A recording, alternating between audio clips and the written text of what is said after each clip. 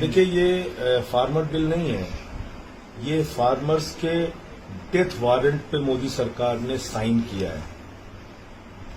ये farmer bill नहीं है, ये किसानों के पेट और पीठ दोनों पे लात मारने का काम मोदी सरकार ने किया है।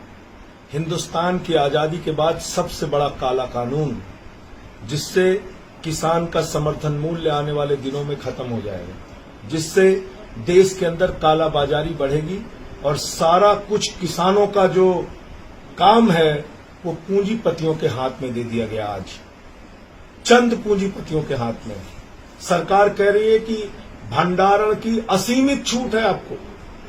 भंडारण छोटा किसान तो नहीं कर सकता, वो 15 रुपए किलो में अपना गेहूं और चावल बेचेगा।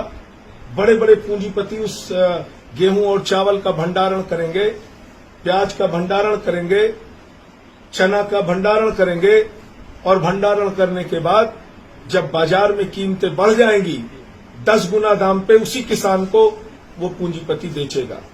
ये होने जा रहा है आज के बाद इस हिंदुस्तान के अंदर। तो इसलिए इस काले कानून का आम आदमी पार्टी ने जमकर विरोध किया सदन के अंदर। आज मार्शल लगा के इस सरकार ने सांसद सदस्यों के साथ हाथापाई और धक्का मुक्की कराई। तानाशाही के दम पे ये कानून पास कराया गया, काला कानून। आज ये सदन के अंदर सांसद वोटिंग मांगते रहे, कभी आज तक इतिहास में ऐसा नहीं हुआ, वोटिंग नहीं कराई गई। और पार्लियामेंट को नगरपालिका की तरह आप चला रहे हैं। पार्लियामेंट को आपने बगैर वोटिंग के एक बिल पास कर दिया किसानों के विरोध में, एक काला कानून आपने पास कर दिया किसानों के विरोध में। तो हमने इसका सदन में भी विरोध किया है, सड़क पर भी पूरे देश में विरोध करेंगे। पंजाब हो, हरियाणा हो, उत्तर प्रदेश हो, पूरे देश के अंदर, राजस्थान हो, बिहार हो, हर जगह आम आदमी पार्टी इस किसान विरोधी बिल के खिलाफ आंदोलन करेगी, प्रदर्शन करेगी।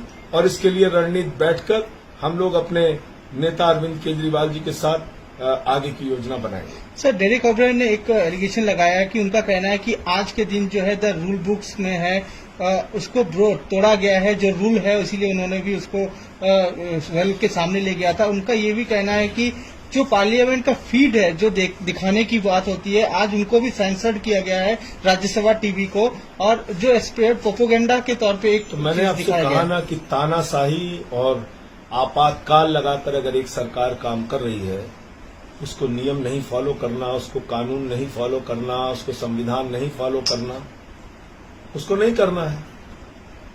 और इसलिए उन्होंने ये रास्ता अपनाया, वोटिंग तक नहीं कराई इस बिल पे। आज बीजेपी के पास नंबर नहीं थे, बीजेपी हार रही थी, ये बिल राज्यसभा में नहीं पास होता, तो उन्होंने नया तरीका अपना लिया कि बगैर वोटिंग के हम बिल पास करेंगे। सर, मोदी सरकार बोल रही है कि ऑपोजिशन पार्टी कहीं न कहीं गुमराह कर रही है और ये एमएसपी पे कुछ नहीं है। संजय राउत जी का भी आज इसी पे उनका भी सवाल था। इन्होंने इस देश को हर मुद्दे पे गुमराह किया। 2 करोड़ रोजगार के मुद्दे पे देश की जनता को, नौजवानों को गुमराह किया। 1 नेशन 1 टैक्स जीएसटी के मुद्दे पे देश की जनता को गुमराह किया। मोटर व्हीकल एक्ट ला के राज्यों का अधिकार छीना, डैम सेफ्टी एक्ट ला के राज्यों का अधिकार छीना। इस देश के अंदर भारतीय जनता पार्टी ने लाखों करोड़ रुपए काला धन लाके 15-15 लाख देने की बात कही थी, उसके नाम पर देश को धोखा दिया। और इस बिल में भी ये किसानों के पेट और पीठ दोनों पे लात मारने का इन्होंने एक काला कानून पास किया है, और आने वाले दिनों में पता चलेगा आपको। तो उनका कहना है कि कहीं न कहीं 70 साल से सत्ता में जो सरकार थी, उन्होंने किसान के साथ सिर्फ मैनिफेस्टो दिखाया, बनाया, वादा किया, लेकिन बीजेपी सरकार है, उन्होंने बीजेपी सरकार ने बिल पास किया। बीजेपी सरकार ने आज किसानों को पूंजीपतियों के हाथों नीलाम कर दिया। बीजेपी सरकार ने आज किसानों को गिरवी रख दिया पूंजीपतियों के हाथ में, उनकी आत्मा को बेच दिया। तो ये साफ तौर पे दिख रहा है। आप देश में मंडियां खत्म कर रहे हैं, कहां जाएगा किसान? उत्तर प्रदेश में, पंजाब में, हरियाणा में मंडियों में जाते हैं किसान, वहां पर अपना अनाज बेचते हैं, सामान बेचते हैं, अपनी फसल बेचते हैं। आप बताइए मुझे, एक ऐसा काला कानून आप लेके आ रहे हैं जिससे देश के किसान का जो मौलिक अधिकार है वो आप खत्म कर रहे हैं, और चंद पूंजीपतियों को फायदा पहुंचाने के लिए काम कर रहे हैं, इसलिए हमने इसका विरोध किया। सर डेरेक ओब्रेन ने भी आज जोरदार तरीके से राज्यसभा के वेल के सामने प्रदर्शन किया, क्या कहेंगे? निश्चित रूप से किया और करना चाहिए। हम लोग संसद के सदस्य हैं, वहां खाली जाके जो सरकार करती रहे उसमें हाँ में हाँ मिलाने नहीं गए हैं। हम सरकार की गलत नीतियों का विरोध करने के लिए वहां गए हैं और हमने किया।